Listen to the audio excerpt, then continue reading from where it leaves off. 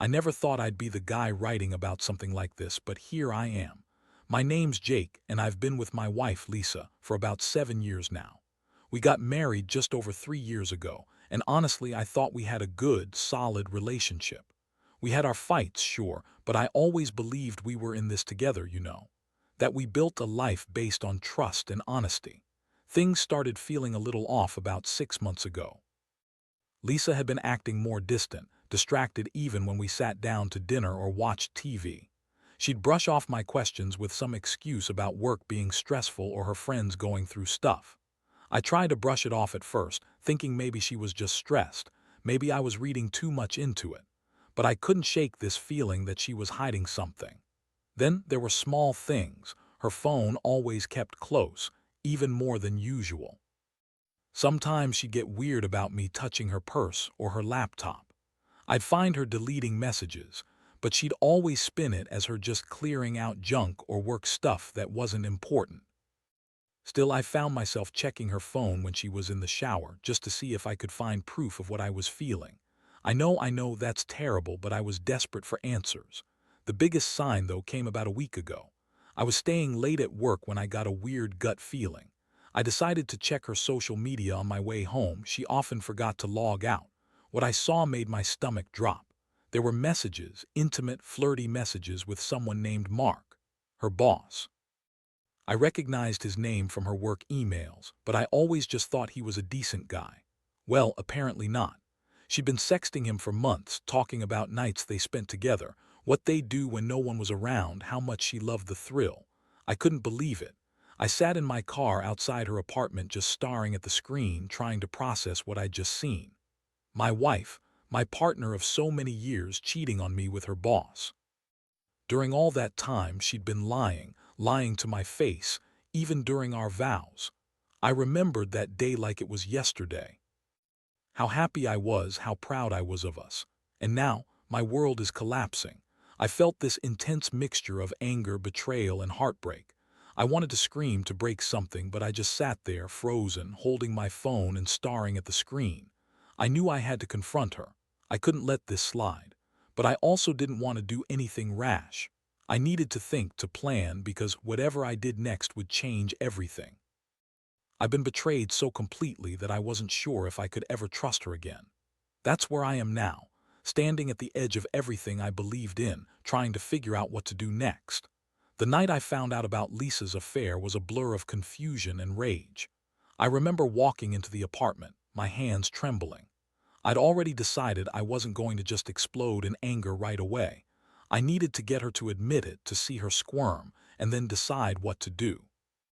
That's when I saw her sitting on the couch, scrolling through her phone like everything was normal. She looked up as I entered, that smug little smile creeping on her face like she knew she was getting away with something.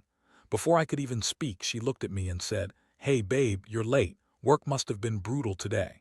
Her tone was light, almost teasing, but I wasn't in the mood for her bullshit. I just pulled out my phone and showed her the messages. Her face immediately changed, her eyes widened, and her smile faded. She stammered, trying to come up with excuses. "That's not what it looks like," she said, trying to brush it off. "It's just some stupid banter, it doesn't mean anything." I felt my blood boil. I wanted to scream at her, call her a lying bitch, but I kept my voice steady. "It looks like you've been lying to my face for months, Lisa.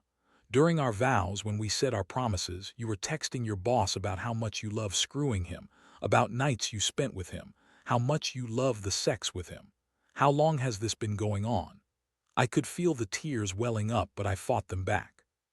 She looked at me, her eyes cold and dismissive. "You're overreacting. It's just sex, Jake.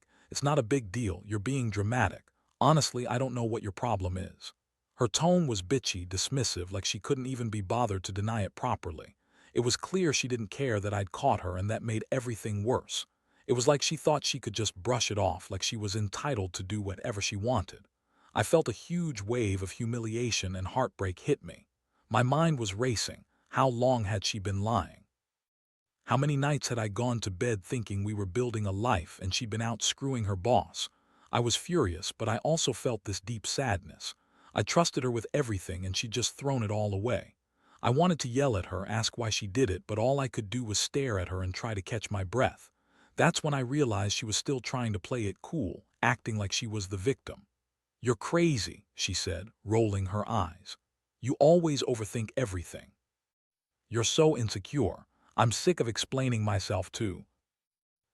That's when I knew there was no hope of her owning up or even caring about how much she'd hurt me. It was like I was talking to a wall. I left the apartment that night feeling numb, like I'd been punched in the gut. I didn't sleep. Instead, I stayed up, replaying every moment, her lies, her sneaky texts, the way she looked at me when I accused her. I asked myself how I could have been so blind, so naive. I kept thinking about all those little signs I ignored, all the times I brushed off my gut feelings. I felt betrayed not just by her but by myself for not seeing it sooner. The next day was a mess. I couldn't focus at work. My hands kept trembling as I tried to pretend everything was fine. I kept asking myself, what now? Do I confront her again? Do I pack my bags? Do I give her a chance to explain? But deep down, I knew the answer. There was no way I could stay with someone who thought lying was okay, who thought cheating was just some stupid sex and nothing more. I was hurt, but I also wanted revenge. I didn't want her to get away with this. She'd betrayed everything, my trust, my love, my sense of security, and I was determined to make her regret it. After that brutal confrontation, I knew I couldn't just pretend everything was fine anymore. I felt like I'd been punched in the stomach, but there was also this burning fire inside me, this urge to make her pay, to make her see what she'd thrown away. I started plotting right then and there. I didn't want to do anything reckless, but I also couldn't let her think she was getting away with it. First thing I did was dig deeper into her phone. I knew she'd try to cover her tracks, so I had to be smart about it. I installed a spyware app secretly, so I could monitor her messages without her knowing. I wanted concrete proof of her lies, her plans, her meetings with Mark. I needed to see if she was still lying or if she'd gone further. It was sick, I know, but I couldn't trust her anymore, not after what I'd seen. Over the next few days, I watched her behavior shift. She'd be more aggressive, more dismissive of my concerns, and I could see her getting anxious. She'd secretly pick up her phone when she thought I wasn't looking, and sometimes I'd catch her lying about where she was or who she was with. It was clear she was trying to hide something, but I had enough now. I had the proof I needed to confront her again, this time with facts. Meanwhile, I started talking to a lawyer, just to understand my options if I decided to leave or take legal action. I didn't want to get caught off guard. I also reached out to a close friend who had been through a similar situation, someone I trusted to give me advice without judging me. He told me to protect myself, to think carefully about what I wanted, and to keep a record of everything. That's when I realized this wasn't just about some stupid affair. It was about my dignity, my self-respect, and whether I could ever forgive her for stabbing me in the back so viciously. One night I confronted her again, this time with everything I had. The screenshots, the messages, the proof of her lies. I laid it all out on the table. She looked shocked at first, but then her bitchy side kicked in. "Oh please, Jake," she sneered. "You're overreacting. You're just jealous because I'm better in bed than you ever were. Mark's the real man, not you. That's why I cheated. I don't even care anymore. I just do what I want." Her words cut through me like a knife. I felt a mix of rage and heartbreak so intense I thought I might explode. I asked her if she'd been planning to tell me, or if she thought she'd just keep cheating until I found out. Her response was typical: more lies, more denial. "I was just having fun," she said. "It's not like I actually love him. I just needed a little excitement, something to spice things up. You're so boring, Jake. Maybe you should have paid more attention to me instead of obsessing over your stupid job." That's when I realized she saw me as some kind of fool, someone she could manipulate and lie to forever. I didn't even recognize her anymore. That night I couldn't sleep. The betrayal hit me hard. I'd trusted her, loved her, built a life with her. And now I was sitting here feeling like I'd lost everything, wondering how I'd ended up here. I felt humiliated, angry, and mostly just broken. But amid all that, I knew one thing. I couldn't let her get away with ruining me. I had to do something, even if it meant ending everything. I started thinking about my next move, whether I'd fight to save what little was left or walk away and start over. Either way, I knew I'd never see her the same way again, and honestly, I wasn't sure if I even wanted to. All I knew was I needed to take control of this mess, even if it tore me apart in the process. The days following that confrontation were the hardest of my life. I felt like I was walking around in a fog, weighed down by betrayal and a feeling of utter helplessness. Every time I saw her, her cold, bitchy attitude, the way she dismissed everything I said, it made my stomach churn. I kept replaying everything in my head, trying to find some kind of clarity, some reason why she'd do this to us. But there was no explanation that made sense. All I could see was a woman who had no regard for the vows she took, who thought she could lie and cheat her way through life without consequences. One evening, I decided I had to do more than just gather evidence. I needed a plan. I couldn't keep living with this weight on my chest, not knowing what was coming next. I called a friend I trusted, Mike, who had been through something similar. I told him everything, and he listened patiently, then gave me some advice that surprised me. "You gotta think about yourself first now," he said. "If she's been lying and screwing around, she's shown you she doesn't respect you. If you want to leave, do it with dignity, but if you want to make her pay, you gotta be smart about it." I took that advice to heart. I started preparing. I started collecting everything: her cheating messages, the dates she'd been with Mark, even some photos I secretly took of her leaving a hotel last weekend. I wanted to make sure I had a solid case, something undeniable. I also arranged to speak with a lawyer again, just to understand my rights and what steps I could take legally if I decided to divorce her. Honestly, I was already leaning toward ending it all. She'd destroyed what we had, and I didn't see a way back. But I wanted to be sure I was doing the right thing, not just acting out of blind rage. Meanwhile, Lisa grew more aggressive, more dismissive, trying to gaslight me. She'd say things like, "You're insecure," or "You're just jealous of Mark." She'd twist everything I said, make me doubt myself. That's what hurt the most. She didn't even try to pretend anymore. Her attitude was like she'd already moved on, like I was just some inconvenience she had to put up with. It confirmed what I'd suspected. She didn't love me anymore, not truly. She just wanted the thrill, the drama, maybe to see how far she could push me. But I wasn't about to let her do that anymore. One night, I finally sat her down again when she thought I was out with friends. I told her I knew everything about her affair with Mark, her lies, her manipulation. I explained I was done, that I couldn't stay in a marriage where I wasn't respected, where I was just a fool she used and discarded. I told her I was planning to leave and I wanted her to know she'd lost me completely. Her reaction: she scoffed and said, "Good, I don't care. Do whatever you want, you're boring anyway." That was the moment I realized she never cared about me, about us. It was all a game to her, a way to get what she wanted until she got bored or found someone new. I felt a strange mixture of relief and despair. Relief that I finally had the truth out in the open, and despair because I knew moving on would be painful. But I also knew I couldn't stay, not after everything she'd done. I had to protect myself, rebuild my life, and somehow find a way to heal from this betrayal. I started packing my things that night, quietly, trying not to let her see how much I was hurting. I knew this was the end of our chapter, but I also knew it was the beginning of something new, for me at least. I had to find a way to pick up the pieces, even if they were shattered beyond recognition.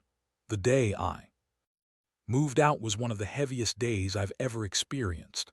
I didn't sleep the night before, just lay there staring at the ceiling, replaying everything. All the moments I thought were love, all the hopes I had for us just crumbled in my mind. I packed my bags early in the morning when she was still sleeping, not wanting to face her as I said goodbye. I kept my phone in my pocket, loaded with all the evidence I'd collected, proof of her lies, her cheating, the hotel photos, everything. When I finally told her I was leaving, her reaction was almost amusing in its indifference. She barely looked up from her phone, said, "Whatever, just don't forget to take out the trash." That bitchy tone, like I was just some inconvenience. I felt a punch in my chest, but I pushed through it. I told her I'd be filing for divorce, that I wanted nothing to do with her after all the lies she'd told, after how she had betrayed everything we built. Her only response was a shrug and a good luck, like I was some fool wasting my time. Driving away from that place felt surreal. I kept thinking about the life I'd lost, the trust, respect, the future I'd imagined. I was angry at her, furious that she'd done this, but mostly I felt empty, like my heart had been ripped out and stomped on. I drove to my parents' house where I knew I'd be safe, and for the first few days I just stayed in bed, numbed out. No work, no plans, just trying to breathe through the pain. The hardest part was dealing with the aftermath, explaining everything to my friends, telling them how I'd been betrayed by someone I loved so much. They were supportive, but I could see the pity in their eyes, and honestly, I hated that. I hated feeling like a victim, hated feeling like I'd been played. But I also knew it was the truth. I'd been played, used, and discarded like yesterday's trash. In the weeks that followed, I started putting my life back together, piece by piece. I got a new place, started going to therapy, something I never thought I'd do but realized I needed. I learned to deal with the heartbreak, the anger, the humiliation. I also kept that evidence I collected. I wasn't planning to let her get away with what she did. I wanted her to see that I wasn't just going to walk away quietly. I wanted her to regret hurting me, to know she'd lost something real. Looking back now, I realize how much I've grown through this chaos. I learned not to trust blindly, to listen to my instincts, and most importantly, that I'm stronger than I thought. I still get angry sometimes, especially when I think about her dismissing me, her callous attitude. But I also feel a sense of relief. I finally see that I deserve better than someone who lies, cheats, and treats me like I'm nothing. And honestly, that's what's going to get me through. The hope that someday I'll find someone who respects me, who values honesty, and who won't toss me aside like I was nothing. Now, looking back, I realize that going through this mess has changed me in ways I never expected. I thought I knew what love was, but I learned that some people, no matter how much you trust them or how deep your feelings run, can betray you so completely that it shatters everything. Still, I also learned that I have a limit, an edge, and once you reach it, you can choose to rebuild or stay broken. I chose to rebuild. I've come to understand that trust isn't just about promises, it's about actions. Lisa's lies, her cheating, the way she dismissed my feelings, they all added up to one thing. She didn't value what we had, and she never truly did. I'd been naive to think otherwise. But now I know my worth, and I refuse to settle for someone who thinks it's okay to cheat, lie, and manipulate. This experience has taught me to listen to my gut more carefully. If something doesn't sit right, I won't ignore it anymore. I'll confront it, deal with it head on. I've also learned the importance of standing up for myself, of setting boundaries. No one has the right to treat me like I'm disposable, not even someone I love. As for what I'd tell others in my situation, trust your instincts, even if they tell you something's wrong long before you want to believe it. Don't ignore the signs. And if you find yourself betrayed like I was, deeply and painfully, remember that your worth isn't tied to someone else's bad decisions. You're stronger than you think. You can survive betrayal, and sometimes the only way to truly heal is to let go of what's hurting you. Today, I'm focused on moving forward. I'm rebuilding my life piece by piece, and I refuse to let her define my happiness anymore. Because if there's one thing I've finally learned, it's that no matter how dark things seem, there's always a way out. Sometimes you just have to find it yourself.